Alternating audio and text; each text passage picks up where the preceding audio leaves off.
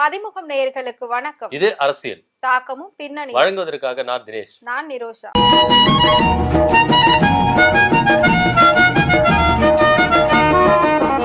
அப்புறம் நிரோஷா, இன்னைக்கு அரசியல் எதை பத்தி பேச போறோம்?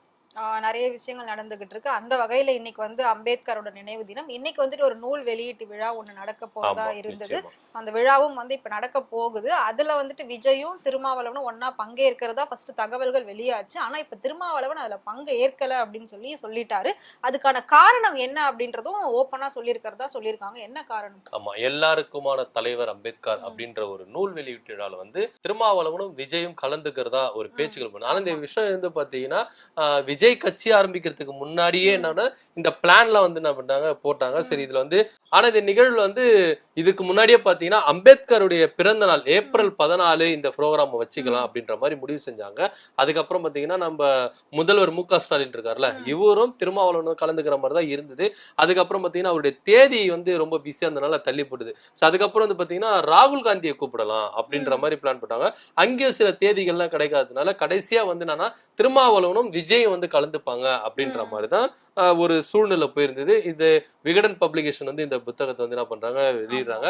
ஆதவ் அர்ஜுனாவுடைய கம்பெனி விஓசி அந்த கம்பெனி சேர்ந்து இணைந்து என்ன பண்றாங்க, இந்த புத்தகத்தை வெளியிடுறாங்க. இதுல கிட்டத்தட்ட நிறைய தலைவர்கள், அம்பேத்கரிசம் கொண்ட தலைவர்கள் அம்பேத்கரை பத்தி எழுதின ஒரு தொகுப்பு தான் எல்லாருக்குமான தலைவர் அம்பேத்கர் அப்படின்ற நூலை ரிலீஸ் பண்றாங்க. அதுக்கப்புறம் பாத்தீங்கன்னா விஜய் மாநாடு வச்சார்ல, அப்போ அவர் பேசினாரு, திராவிடத்தை எதிர்த்தாரு, பாசிசத்தை எதிர்த்தாரு, இந்த மாதிரி கொள்கை வைக்கும் பொழுது திருமாவளவனுக்கு விஜய்க்கு முரண்பாடுகள் ஏற்பட்டது. ஏன் அப்படின்னு பாத்தீங்கன்னா திராவிட கட்சிகளோட கூட்டணியில் அங்கம் வகிக்கிற திருமாவளவன் ஒருவேளை விஜய்க்கு ஆதரவா இருக்கிறாரோ அப்படின்ற மாதிரிலாம் பேச்சுகள் அடிபட்டது. அதுக்கப்புறம் பாத்தீங்கன்னா 2 பேரும் கூட்டணி அமைக்க போறாங்க, திமுக கூட்டணி விரிசல் அடையுது அப்படின்ற மாதிரிலாம் பேசியிருந்தாங்க. அதுக்கப்புறம் பாத்தீங்கன்னா திருமாவளவன் இதுக்கு முற்றுப்புள்ளி வைத்தாரு. நாங்க திமுக கூட்டணியில தான் பயணிக்கிறோம், இதுல எந்தவித மாற்று கருத்து இல்ல. இந்த நூல் வெளியீட்டு விழா அரசியல் கட்சியில விஜய் மாநாடு நடத்துக்கிறதுக்கு முன்னாடியே நாங்க பிளான் போட்டோம். இப்ப ஒரு மாநாடு நடத்திட்ட பிறகு 2 பேரும் சந்திக்கிறது அவ்வளவு நல்லா இருக்காது. அதனால இந்த புத்தக விழா நிச்சயமா இதுல வேற மாதிரி இருக்கும் அப்படின்ற மாதிரி சொல்லியிருந்தாரு. ஆனா இது என்ன பண்ணாரு, சமீப காலத்துல திருமாவளவன் இந்த புக் விழால கலந்துக்கல அப்படின்ற மாதிரி அனௌன்ஸ்மெண்ட் பண்ண மாதிரி நிறைய பேர் என்ன பண்ணாங்க, விமர்சனங்களை வச்சாங்க. ஏன்னா திருமாவளவன் இயக்குறது திமுகவை பயந்துட்டு திருமாவளவன் இந்த நூல் வெளியீட்டு விழாவில் கலந்துக்கல. அதுவும் அம்பேத்கர் நூல் வெளியீட்டு விழாவிலே திருமாவளவன் கலந்துக்கல. அந்த அளவுக்கு திமுக இவங்களுக்கு கிடுக்குப்பிடி போடுதா அப்படின்ற மாதிரிலாம் பயங்கரமா அந்த விமர்சனங்கள் இருந்தது. ஆனா இந்த விமர்சனங்களுக்கு முற்றுப்புள்ளி வைக்கிற விதமா திருமாவளவன் கருத்து சொல்லியிருக்காரு. நான் ஏன் இந்த புத்தக வெளியீட்டு விழாவில் கலந்துக்கல அப்படின்னு பாத்தீங்கன்னா, நார்மலாவே பாத்தீங்கன்னா ஒரு நாளேடு, ஒரு தனியார் நாளேடு என்ன பண்ணாங்கன்னா, விஜய் கட்சி ஆரம்பிச்சு அந்த அரசியல் மேடையில மாநாட்டு மேடையில கருத்துக்கள் தெரிவிக்கும் போது நானும் அவர் கட்சியை ஆரம்பிச்சது நான் வரவேற்று பேசுனதுனால 2 பேரையும் முடிச்சு போட்டு என்னென்னவோ பேசினாங்க. அதாவது திமுக கூட்டணியில விசிக அங்கம் வகிக்கவே கூடாது, எப்படியாவதுன்னா விசிகாவை தனித்து நிக்க வச்சு சின்ன பின்னமும் ஆக்கிரணும் அப்படின்ற ஒரு உள்நோக்கத்தோடு இந்த நாளேடு என்ன பண்றாங்கன்னா தரக்குறைவா ஏடா கூடமா என்ன பண்ணாங்க, விமர்சனங்களை எழுதுனாங்க. இந்த புத்தக வெளியீட்டு கண்ணு காதுமா வைக்கிற மாதிரி தான், அமைதியா தான் நடத்துற மாதிரி இருந்தது, சைலண்டா நடத்துற மாதிரி இருந்தது. ஆனா இது இந்த அளவுக்கு விளம்பரப்படுத்துறதுக்கான உள்நோக்கம் என்ன இந்த நாளேட்டுக்கு?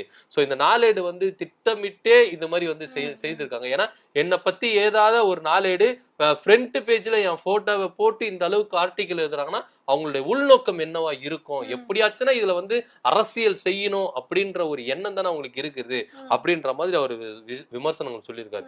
இது போக இன்னொரு கருத்து என்ன சொல்லியிருக்காருன்னா, இந்த மாதிரி ஒரு அரசல் புரசலான பேச்சுக்கள் வரும்போது திமுகவோட கூட்டணியில விரிசல் உண்டாக்கி விசிக தமிழக வெற்றி கழகத்தோட கூட்டணி வைக்குது அப்படின்ற மாதிரி அரசல் புரசலா முடிச்சுகள் போட்டு பேசுற இந்த டைம்ல நான் போய் கலந்துகிட்டேன்னா அது வேற மாதிரி போகும். சோ அதனால அரசியல் சூழ்நிலை கருத்தில் கொண்டு நான் என்ன பண்ணேன், இந்த நிகழ்ச்சியில நான் பங்கு கொள்ளல அப்படின்னு சொல்லிட்டு விகடன் கட்டியே நான் என்ன பண்ணேன் தெரிவித்துட்டேன். ஆனாலும் விகடன் ஒரு வார்த்தை கூட நீங்க எதுக்கு நீங்க கலந்துக்காம இருக்கீங்க, நாங்க விஜய கலந்துக்க விடாம இருக்கிறோம், நீங்க இருங்க அப்படின்ற மாதிரி கூட அவங்க சொல்லல. ஏன்னா அதுக்கு நானும் ஒரு காரணமா தான் இருக்கேன். ஏன்னா நான் தான் இந்த நிகழ்வுல கலந்துக்க மாட்டேன் அப்படின்ற மாதிரி சொன்னேன். ஆனாலும் நிறைய பேர்கள் என் மேல விமர்சனங்கள் வைக்கிறாங்க.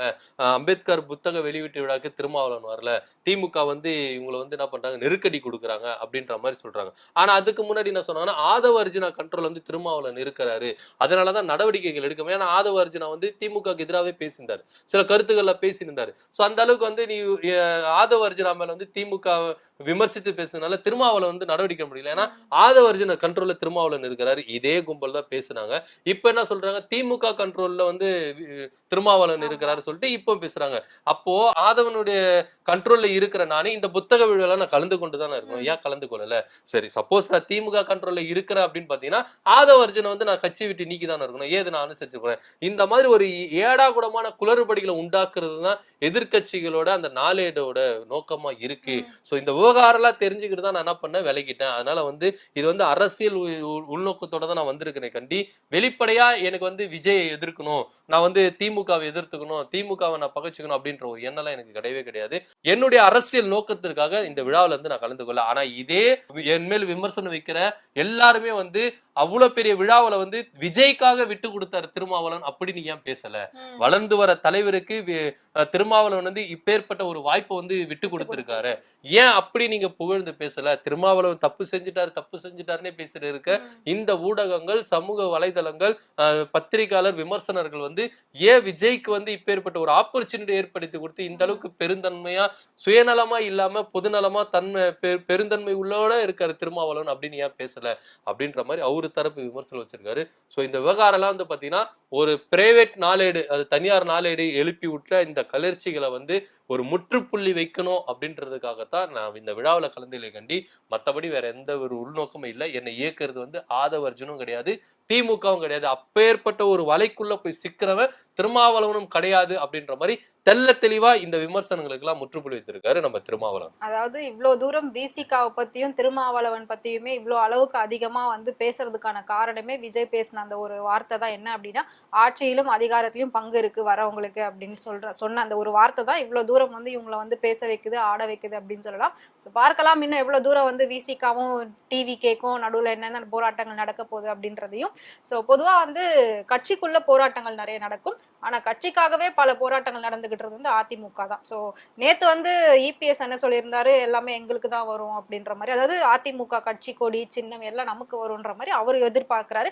இன்னைக்கு ஓபிஎஸ் என்ன சொல்லியிருக்காரு, தொண்டர்களுக்கு அதெல்லாம் நமக்கு தான் வரும், நம்பிக்கையா இருங்க, நம்ம தான் அடுத்த ஆட்சி அமைக்க போறோம் அப்படின்ற மாதிரி அவர் பேசியிருக்காரு. என்னதான் நடக்குது அதிமுக? அதாவது இரட்டை இலை சின்னம் இது யார் கைக்கு போக போகுது, இதுதான் அதிமுக இன்றைய நிலைமையில அவங்களுக்குள்ளே ஒரு சுற்றி சுற்றி அடிக்கிற ஒரு கேமாவே இருக்குது அப்படின்னு கூட நம்ம பார்க்கலாம். என்ன அப்படின்னு பாத்தீங்கன்னா, ஜெயலலிதா அம்மையார் இறந்துட்ட பிறகு அதிமுக வந்து பலதரப்பட்ட மக்கள்கிட்ட போச்சு. அதாவது சசிகலா கிட்ட போச்சு, அப்புறம் டிடிவி தினகரன் போச்சு, அதுக்கப்புறம் ஓபிஎஸ் இபிஎஸ் அப்படின்ற மாதிரி எல்லாம் போச்சு. அது கடைசியில இப்ப வந்து யாரு கிட்ட வந்து நிக்குது பாத்தீங்கன்னா இபிஎஸ் கிட்ட வந்து நிக்குது. இபிஎஸ் கிட்டயே முழுசா போயிருச்சுன்னா இல்ல. ஏன்னா வந்து ஒவ்வொரு கேஸும் தனித்தனியா இருக்கு. இவர் பொதுச் செயலாளர் செல்லுமா செல்லாதா, இவர் பொதுக்கூட்டம் கூட்டி வந்து பொதுச் செயலாளர்ல அதுவே செல்லுமா செல்லாதா, அப்புறம் வந்து தேர்தல் ஆணையத்துல வந்து 2 பேர் சைன் போட்டிருக்காங்க, ஓபிஎஸ் போட்டிருக்காரு, இபிஎஸ் போட்டிருக்காரு. சோ அந்த விஷயம் செல்லுமா செல்லாதா, இந்த சின்னம் யாரு கை கிட்ட போகுது, இப்ப ஏற்பட்ட விஷயங்கள் வந்து பயங்கரமான ஒரு வழக்குகள் வந்து நிலவில இருந்துட்டு இருக்கு. சோ இதுல ஒரு வழக்கு தான் வந்து இரட்டை இலை சின்னம் வந்து யார் கைக்கு போகணும் அப்படின்ற மாதிரி ஒரு விஷயம் வந்திருக்கு. இந்த விவகாரத்துல ஓபிஎஸ் கருத்து ரொம்ப ரொம்ப முக்கியமானது. சோ இந்த விவகாரத்துல தேர்தல் ஆணையம் வந்து நீங்க தெளிவான ஒரு முடிவு எடுக்கிறீங்கன்னா அது ஓபிஎஸ் கருத்துல வந்து அது முக்கியமா இருக்கப்படும். அவருடைய கருத்து நீங்க கேட்டுக்கணும் அப்படின்ற மாதிரி உயர் நீதிமன்றம் தெல்ல தெளிவா தீர்ப்பு அளிச்சுட்டு. சோ இது வந்து என்னன்னா ஓபிஎஸ் பக்கம் ஒரு நல்ல வரவேற்பு பெற்றிருக்காங்க, இபிஎஸ்க்கு ஒரு பெரிய அடி அப்படின்ற மாதிரி எதிர்பார்த்திருந்தாங்க. கடைசியில வந்து பாத்தீங்கன்னா நேற்று தினத்துல அவங்க பொதுச் செயலாளர் ஜெயலலிதா அம்மாவோட நினைவு நாள், இது 2 டீமும் போய் என்ன பண்ணிருக்காங்க, அவங்க நினைவிடத்துல வந்து மலரஞ்சலி செலுத்தி செய்தியாளர்களை சந்திக்கும் போது என்ன சொல்லியிருக்காரு ஓபிஎஸ் அப்படின்னு பாத்தீங்கன்னா, நிச்சயமா இரட்டை இலை தொண்டர்கள் பக்கம் தான் வரும், அதுல எந்த வித மாற்று கருத்து இல்ல. ஒரு பக்கம் பாத்தீங்கன்னா டிடிவி தினகரன் இபிஎஸ் இருந்தார்னா அதிமுக மூடு விழா அப்படின்ற மாதிரி நேற்று தினத்துல பேசுறாரு. இன்னைக்கு ஓபிஎஸ் என்ன சொல்றாருன்னா, விரைவில் அதிமுக இப்ப வந்து தீயவர்கள் கையில இருக்கு, அந்த கூடார எல்லாமே காலியாகி தொண்டர்கள் பக்கம் வரும், ஏன்னா இவர் தொண்டர்கள் தான் இருக்கிறாரு அப்படின்ற மாதிரி தொண்டர்கள் பக்கம் வராதது என் சைடு வந்துரும், அப்போ அந்த கூடாரம் என்ன பண்ணுது அப்படின்ற மாதிரி பார்க்கலாம் அப்படின்ற மாதிரி சொல்லியிருக்காரு. ஏன் அப்படின்னு பாத்தீங்கன்னா, அதிமுகல ஜெயலலிதாவுக்கு வந்து ஒரு அவங்க இல்ல அப்படின்னாலும், ஆனா இவங்களால தான் நம்ம இந்த நிலைமைக்கு வந்திருக்கிறோம், அந்த நன்றி விசுவாசம் வந்து ஓபிஎஸ்க்கு எப்பவுமே இருக்கு. சோ இந்த விவகாரத்தை வச்சு அவர் என்ன சொன்னார்னா, நிரந்தர பொதுச் செயலாளர் எப்பவுமே வந்து ஜெயலலிதா அம்மா தான், அதுல எந்த வித மாற்று கருத்துமே இல்ல அப்படின்னு ஒரு தீர்மானத்தை கொண்டு வந்து அதை செயல்படுத்தி ஒருங்கிணைப்பாளர், இணை ஒருங்கிணைப்பாளர் இந்த மாதிரி பயணிச்சிருந்த ஒரு கட்சியை திடீர்னு ஒரு பொதுக்குழு கூட்டி ஜெயலலிதாவுக்கு நிரந்தர பொதுச் செயலாளர் அப்படின்ற ஒரு பதவியை கொடுக்காம நான் தான் பொதுச் செயலாளர் சொல்லிட்டு ஒரு தன்னாட்சி ஒரு ஒரு கர்வத்தோட அவர் வந்து ஒரு முடிவு அறிவிச்சார்ல, இதை வந்து வன்மையா கண்டிக்கிறோம். இதனாலேயே வந்து அவருக்கு பேரழிவு வந்து இருக்கு. ஜெயலலிதாவோட ஆன்மா வந்து சும்மாவே விடாது. இப்போ இரட்டை இலை சின்னத்துக்கு ஒரு தடை வந்து இருக்குன்னா அதுக்கு வந்து ஜெயலலிதாவோட ஆன்மா தான் இது வந்து வேலை செஞ்சுட்டு இருக்கு. சோ கூடிய விரைவில் இது வந்து தொண்டர்கள் பக்கம் வந்துடும். இரட்டை இலை சின்னம் தொண்டர்கள் பக்கம் வந்துடும். அதுக்கு அடுத்தடுத்து பாத்தீங்கன்னா கட்சிகள், லெட்டர் பேடு எல்லாமே வந்து பாத்தீங்கன்னா தொண்டர்கள் பக்கம் வந்துடும். அதுல எந்த வித மாற்று கருத்து இல்ல. கூடிய விரைவில் வந்து இபிஎஸ் வீடை பார்த்து சேலத்தை பார்த்து போயிட்டு விவசாயம் பண்ண வேண்டியதான். அவர் எப்படி விவசாய குடும்பத்துல இருந்து வந்தாரோ திருப்பி விவசாயமா பாத்துக்கணும். அதுல எந்த வித மாற்று கருத்தை இல்ல அப்படின்ற மாதிரி நெத்தியடி கொடுத்திருக்காரு ஓபிஎஸ். கண்டிப்பா. அதாவது அதிமுக வந்து சசிகலாவால கை காட்டப்பட்ட இபிஎஸ் கிட்ட போகுதா இல்ல ஜெயலலிதா அம்மாவால கை காட்டப்பட்ட ஓபிஎஸ் கிட்ட போகுதா அப்படின்றதுதான் இப்போ இருக்கக்கூடிய ஒரு சிச்சுவேஷன். ஸோ அதையும் நம்ம தொடர்ந்து பார்க்கலாம். ஓகே, ஸோ திமுக அதிமுக ஒரு பக்கம் இருக்க, தமிழக வெற்றி கழக விஜய் வந்து மாநாடு நடத்தினாரு. மாநாட்டுல வந்து பல கட் அவுட்லாம் வச்சாரு எல்லா தலைவர்களோட. குறிப்பா சொல்லணும் அப்படின்னா அம்பேத்கர், பெரியார், அப்புறம் வேலு நாச்சியார், அப்புறம் அஞ்சலை அம்மா இவங்களெல்லாம் வச்சாரு. இவங்க கிட்ட இருந்து ஒவ்வொரு கொள்கைகளை நான் எடுத்துக்கிட்டேன் அப்படின்னு சொல்லி அதையும் வந்து ஒரு அனௌன்ஸ்மெண்ட் எல்லாம் பண்ணியிருந்தார். ஸோ அஞ்சலை அம்மா கிட்ட இருந்து என்ன கொள்கை எடுத்துக்கிறேன் அப்படின்றத வந்து அவர் இன்னும் ஓப்பனா சொல்லல. பட் அஞ்சலி அம்மாவோட பேத்தி இப்ப வரைக்கும் உயிரோட இருக்காங்க. அவங்க வந்து என்ன சொல்லியிருக்காங்க அப்படின்னா, இவங்க கிட்ட இருந்து எந்த 2 கொள்கையை நீங்க எடுத்துக்கணும் அப்படின்றத நாங்க சொல்றோம், இதை மட்டும் செய்யுங்க அப்படின்ற மாதிரி அவங்க ஒரு கோரிக்கை வச்சிருக்காங்க. அது என்ன கொள்கை? ஆமா, அக்டோபர் 27 தன்னுடைய மாநாட்டை பிரம்மாண்டமா நடத்தி முடிச்ச விஜய் அவர்கள் வந்து பெரியார் கிட்ட இருந்து வந்து பாத்தீங்கன்னா நான் வந்து பெண் முன்னேற்றத்தை பத்தி பெண் விடுதலை பத்தி நான் என்ன பண்ண போறேன் எடுத்துக்கிறேன். அந்த கொள்கையை நான் எடுத்து நான் பெண்களுக்காக எப்பவுமே நான் வந்து குரல் கொடுப்பேன். அந்த கொள்கையை நான் எடுத்துக்கிறேன் அப்படின்ற மாதிரி சொல்லியிருந்தாரு. அம்பேத்கர் கிட்ட வந்து பாத்தீங்கன்னா சமூக நீதி அப்படின்ற ஒரு கொள்கையை நான் எடுத்துக்கிறேன். காமராஜர் கிட்ட வந்து பாத்தீங்கன்னா நேர்மையான ஒரு அரசியல், எளிமையான ஒரு வாழ்க்கை, இதை நான் எடுத்துக்கிறேன் அப்படின்ற மாதிரி சொல்லியிருந்தாரு. ஆனாலும் அஞ்சலை அம்மாள் கிட்ட வந்து அவர் எப்பேற்பட்ட ஒரு கொள்கையை எடுத்துட்டாரு அப்படின்னு சொல்ல போனா அவங்க எவ்வளவு தைரியமான ஒரு பெண்மணி, தெளிவான ஒரு பெண்மணி. ஏன்னா அவங்க சிறைச்சாலை வந்து கர்ப்பிணி பெண்ணா இருக்கும் பொழுது வெளியே வந்து குழந்தையை பெற்றுக்கொண்டு திரும்பவும் அவங்க ஜெயிலுக்கு போனாங்க. அந்த அளவுக்கு வந்து அவங்க வந்து தைரியமான ஒரு தெளிவான பெண்மணி, இதை நம்ம எடுத்துக்கிறோம் அப்படின்ற மாதிரி சொல்லியிருந்தாரு. ஏன்னா கொள்கை தலைவர்கள்ல அஞ்சலை அம்மாலும் அவர் வந்து என்ன பண்ணாரு, முன்னிலைப்படுத்தி மேன்மைப்படுத்தினார். சோ இந்த விவகாரம் எல்லாம் இருக்கும்போது அஞ்சலை அம்மாளுடைய பேத்தி மங்கையர்கரசி என்ன பண்ணிருக்காங்கன்னா, அவங்க அஞ்சலை அம்மாள் வந்து மெயினா வந்து எதுக்கு போராடினாங்க, எதற்காக வந்து அவங்க அரசியலிலே வந்து இருந்தாங்க, அரசியலுக்காக எல்லாத்தையும் இழந்தாங்க, போராட்டங்கள் பண்ணி பண்ணி பண்ணி பண்ணி அந்த வாழ்வு வந்து எப்படி அந்த வாழ்வு முன்னேற்றத்துக்காக எந்த அளவுக்கு எல்லாம் போராடினாங்க அப்படின்னு பாத்தீங்கன்னா மெயினா வந்து பாத்தீங்கன்னா மது ஒழிப்பு. இந்த மது ஒழிப்புக்கு தான் அவங்க வந்து என்ன பாத்தீங்கன்னா தன்னுடைய சொத்துக்கள் எல்லாம் இழந்தாங்க. போராட்டங்கள் நடத்துவது, கண்டனங்கள் ஏற்படுத்துவது, இப்பேற்பட்ட விஷயங்களுக்கு வந்து அரசியலுக்காக தன்னுடைய சொந்த குடும்பத்தையும் சொந்த பணத்தையும் வந்து செலவு பண்ணாங்களே கண்டி யாருக்கிட்டுமே வந்து அவங்க வந்து கையேந்தி நின்னதே இல்லை.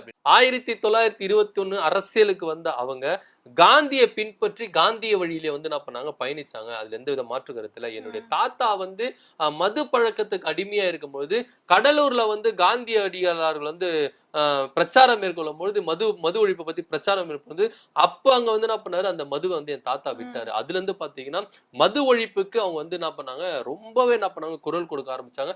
அந்த அரசியல் என்ன பண்ணாங்க, முன்னெடுக்க ஆரம்பிச்சாங்க. சோ விஜய் அவர்கள் வந்து மது ஒழிப்புக்கு வந்து எங்க பாட்டி கிட்ட இருந்து அந்த கொள்கையில அவங்க வந்து எடுத்துக்கணும், இது பிரதான ஒரு கொள்கையா இருக்கு. ஏன்னா இன்னைக்கு இளைஞர்கள் வந்து பாத்தீங்கன்னா போதை பழக்கத்துல, போதை வஸ்துகளால, குடிப்பழக்கத்துக்கு எந்த அளவுக்கு அடிமையாய் சீரழிஞ்சு போறாங்க.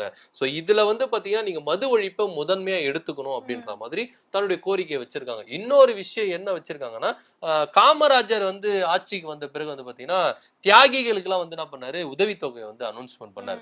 சோ அந்த உதவித்தொகையை கூட என்ன பண்ணாங்கன்னா, நான் வந்து இந்த உதவித்தொகையை பெறுவதற்காகலாம் வந்து நான் என்ன பண்ணல, போராட்டங்கள்ல நான் ஈடுபடல, அரசியல்ல நான் ஈடுபடல, அதனால இந்த தொகை கூட எனக்கு வேண்டாம் அப்படின்றத என்ன பண்ணாங்க, ரிட்டர்ன் அனுப்பிட்டாங்க.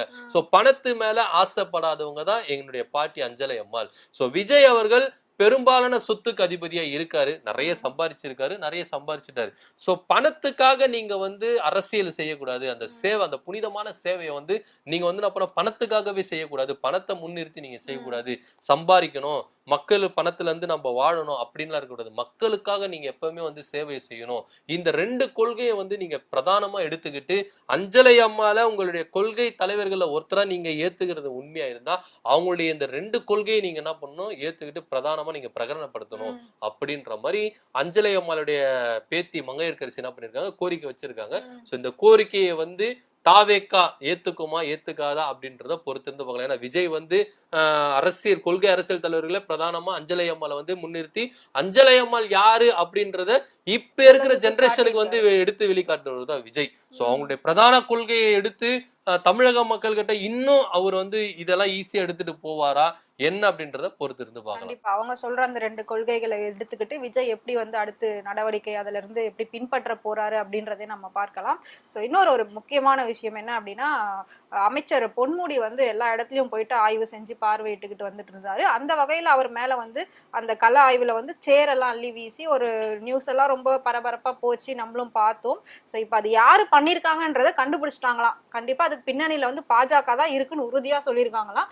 என்ன விஷயம்? வழக்கு பதிவும் செஞ்சுட்டாங்க. விழுப்புரம் மாவட்டம் இருவேல்பட்டு கிராமத்துல வந்து பெஞ்சால் புயல்ல வந்து பாதிக்கப்பட்ட மக்களை வந்து அமைச்சர் வந்து பொன்முடி வந்து சந்திக்க போயிருக்காரு.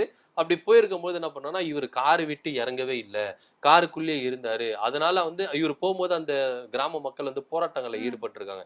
எங்களுக்கு சரியான நிவாரணங்கள் வரல, எங்களை வந்து யாரும் சந்திக்கல, நாங்க இந்த மாதிரி வந்து வெள்ளத்துல வந்து இந்த அளவுக்கு நாங்க பாதிக்கப்பட்டிருக்கோம் அப்படின்ற மாதிரி ஒரு போராட்டங்கள் நடத்தும் போது அமைச்சர் வந்து பொன்முடி வந்து கார்லயே இருந்தாரு, வெளியே இறங்கவே இல்லை அப்படின்னு கோபப்பட்டு வாக்குவாதம் முற்றி சேறுகள் எடுத்து வீசுறதாகவும் செய்திகள் வந்து பரவலா வந்து வந்துட்டு இருந்தது. சோ இது வந்து பாஜக கூட என்ன பண்ணாங்கன்னா, மக்களுடைய எதிர்ப்பை சந்திச்சிருக்குது திமுக, அதனால வந்து சேற்றுகளை வந்து வீசி அடிக்கிறாங்க, இதுக்கப்புறமும் திமுக திருந்தணும் அப்படின்ற மாதிரி முதல்ல குரல் கொடுத்தது பாஜக. அதுக்கப்புறம் வந்து பாத்தீங்கன்னா ராமதாஸ், அன்புமணி ராமதாஸ், அப்புறம் வந்து தேமுதிக இவங்கெல்லாம் எதிர்கட்சிகள்லாம் வந்து என்ன பண்ணாங்கன்னா பலதரப்பட்ட புகார்களை வந்து என்ன பண்ணாங்க திமுக மேல அள்ளி வீசினாங்க. ஒரு பக்கம் வந்து சேரை இவங்க அள்ளி வீசும் போது இவங்க குற்றச்சாட்டுகளா வந்து என்ன பண்ணாங்க அள்ளி வீசுனாங்க. இதெல்லாம் வந்து பொன்முடி அவர்கள் வந்து என்ன பண்ணாருன்னா பெருசா எடுத்துக்கல. என் மேல வந்து மக்கள் வந்து இந்த அளவுக்கு வந்து விருப்ப கட்டுறாங்களா, சரி ஓகே நான் இது வந்து அரசியலாக்க விரும்பல, இது பெரிய விஷயமா ஆக்குறதுக்கு விரும்பல அப்படின்ற மாதிரி அவர் கடந்து போயிட்டாரு.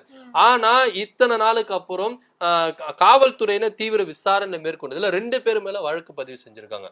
யார் அவங்க அப்படின்னு பாத்தீங்கன்னா, பாஜக பிரமுகர் பெண் நிர்வாகி உட்பட பாஜக பிரமுகர் ராமகிருஷ்ணன் அப்படின்றவரும் விஜயராணி அப்படின்றவங்களும் என்ன பண்ணிருக்காங்க, இவங்க தான் என்ன பண்ணிருக்காங்க சேர்த்து எடுத்து என்ன பண்ணிருக்காங்க வீசிருக்காங்க.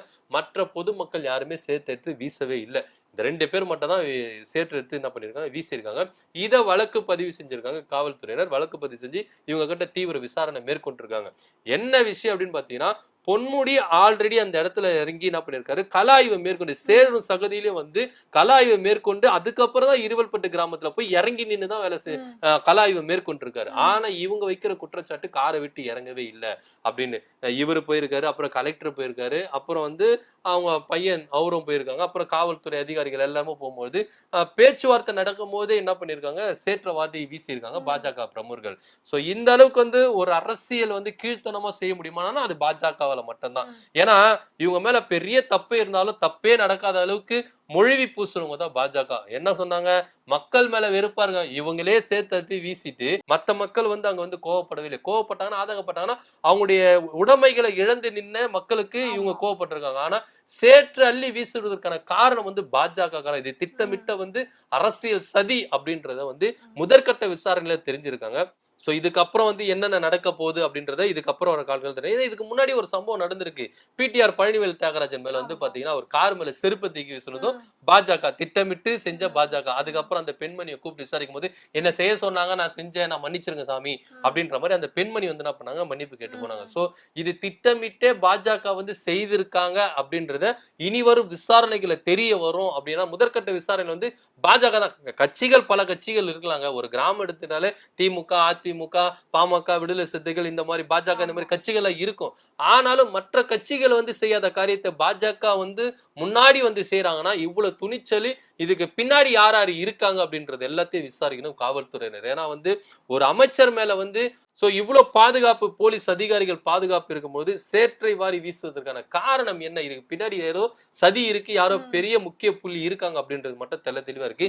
இப்போதைக்கு 2 பேரை பெண் நிர்வாகி உட்பட 2 பேரை வந்து என்ன பண்ணிருக்காங்க கைது பண்ணி விசாரணை மேற்கொள்றாங்க. இதுக்கப்புறம் என்னென்ன இதுக்கு பின்னாடி யார் யார் இருக்கா, இதற்கான முழு வடிவம் என்ன அப்படின்றத பின்னாடி ஒரு விசாரணையில தெரியும். சோ இது வந்து பாஜக திட்டமிட்டே வந்து தவற செஞ்சுட்டு பின்னாடி வந்து என்ன சொல்றாங்கன்னா மக்கள் வந்து திமுக மேல அதிருப்தியா இருக்காங்க. அதோட வெளிப்பாடு தான். முதல்ல இது உங்களுடைய வெளிப்பாடுங்க, பாஜகவோட வெளிப்பாடு. பாஜக வந்து திமுக மேல வந்து அவ்வளவு வெறியா இருக்காங்க. என்னடா இது, எந்த மாரி ஒரு புயல் வந்தாலும் எந்த ஒரு காற்று வந்தாலும் இவங்க இறங்கி முன்னாடி வந்து வேலை செய்யறாங்களே, பாஜக மேலிடத்துல இருந்து, அதாவது ஒன்றிய அரசு நிதி தராமலேயே தமிழ்நாட்டுல இருக்கிற நிதியை கொண்டு இவங்க வந்து என்ன பண்றாங்கன்னா தமிழ்நாடு வந்து சீர் செஞ்சாங்க. மிக்ஸாம் புயல்ல இவங்க வந்து என்ன பண்ணல, நிதி தரவே இல்லை. ஆனாலும் தமிழ்நாட்டு நிதி வச்சு என்ன பண்ணாங்க, எல்லாருக்கும் நிவாரண நிதி கொடுத்தாங்க. இப்போ வந்து 2000 கோடி கேட்கறாங்க. ஆனா இது வரைக்கும் 2000 கோடி இல்லை. இதுல வந்து அண்ணாமலை என்ன சொல்றாருன்னா, தமிழ்நாடு வந்து கொடுக்குற 2000 போதாது, 10,000 கொடுன்னு. இன்னும் இவர் வீட்டு பணத்தை எடுத்து கொடுக்குற மாதிரி. முதல்ல நீங்க என்ன பண்ணணும்னா, உங்க மேலிடத்துல ஜி கிட்ட சொல்லி என்ன பண்ண, அந்த 2000 கோடி முதல்ல ரிலீஸ் பண்ணுங்க. அதுக்கப்புறம் 10,000 கொடுக்கறதா, 15,000 கொடுக்கறதா, அதுக்கப்புறம் நீங்க பேசலாம். நீங்க கொடுக்காமயே வந்து என்ன பண்றீங்க, இவ்வளவு கூட அவ்வளவு கூடனா எப்படி கொடுக்க முடியும்? இருக்கிறத வச்சுதாங்க கொடுக்க முடியும். தமிழ்நாடுடைய கஜானால எவ்வளவு இருக்குதோ அதை வச்சுதான் அவங்க ஷெட்யூல் பண்ணி என்ன பண்ண முடியும், இது பண்ண முடியும். எடுத்த உடனே எல்லாத்துக்கும் இவ்வளவு கூட அவ்வளவு கூட நீங்க வாங்கிட்டு வந்து கொடுங்க. உங்க ஆட்சி தானே, உங்க கட்சி ஆட்சி தானே மேலிடத்துல இருக்கு. நீங்க வாங்கிட்டு வந்து கொடுங்க. 10,000னா 15,000 கொடுங்க. முதல்ல உங்க ஜி வந்து 15 லட்சம் போடுறனாரு, கருப்பு பணத்தெல்லாம் மீட்டு. இது வரைக்கும் இன்னும் போட்ட பாடு கிடையாது. அதெல்லாம் விட்டுட்டு வந்து நீங்க வந்து வாய்க்கு வந்ததெல்லாம் பேசுறது, அதாவது காரியத்தையும் செஞ்சிருது. அதுக்கப்புறம் பின்னாடி வந்து அறிக்கையும் கொடுக்கறதெல்லாம் வந்து மக்களை ஏமாற்ற நினைக்கிறாங்களா பாஜக அப்படின்றத இப்போ இந்த சம்பவம் வந்து தோல் உரிச்சு காட்டியிருக்கு. சோ அமைச்சர் பொன்முடி மேல சேறு பட்டதுக்கு பாஜக தான் பின்னாடி இருந்து செஞ்சிருக்காங்க அப்படின்றது நமக்கு முன்னாடியே தெரியும் அப்படின்ற மாதிரி தான் இருக்கு. ஏன்னா சேர் அள்ளி பூசுற அளவுக்கு ஒரு கீழ்த்தரமான அரசியலை வந்து பாஜகவால மட்டும்தான் பண்ண முடியும். பொதுவா பாஜகல வந்து பெண்களுக்கு அநீதி இழைக்கப்படுது அப்படின்னு சொல்லுவாங்க. ஸோ பாஜகல பெண்களை எப்படியெல்லாம் மாத்தி வச்சிருக்காங்க, எந்த மாதிரி ஒரு விஷயத்துக்கு வந்து துணை போங்க அப்படின்ற மாதிரி எல்லாம் அவங்க வந்து மாத்தி வச்சிருக்காங்கன்னு தான் சொல்லணும். ஸோ இந்த விஷயத்துக்கான அடுத்த கட்ட நடவடிக்கை என்னென்ன நடக்க போகுது, இன்னும் யார் யாரெல்லாம் இதுல வந்து மாட்ட போறாங்க அப்படின்றதையும் நம்ம இனி வரும் செய்திகள்ல பார்க்கலாம். சோ இன்னைக்கு நம்ம அரசியல் நிகழ்வோட இறுதி பகுதிக்கு வந்தோம். நாளைக்கு அரசியல் நடக்கிற சுட சுட நிகழ்வு வந்து நம்ம அரசியல் நிகழ்ச்சியில அலசி ஆராயும். அதுக்கு முன்னாடி நீங்க பண்ண வேண்டியதெல்லாம் ஒண்ணுதான், இந்த நிகழ்ச்சியை பத்தின உங்களுக்கு கருத்து என்ன அப்படிங்கறது மறக்காம கமெண்ட் பாக்ஸ்ல கமெண்ட் பண்ணுங்க. நன்றி வணக்கம். நன்றி வணக்கம்.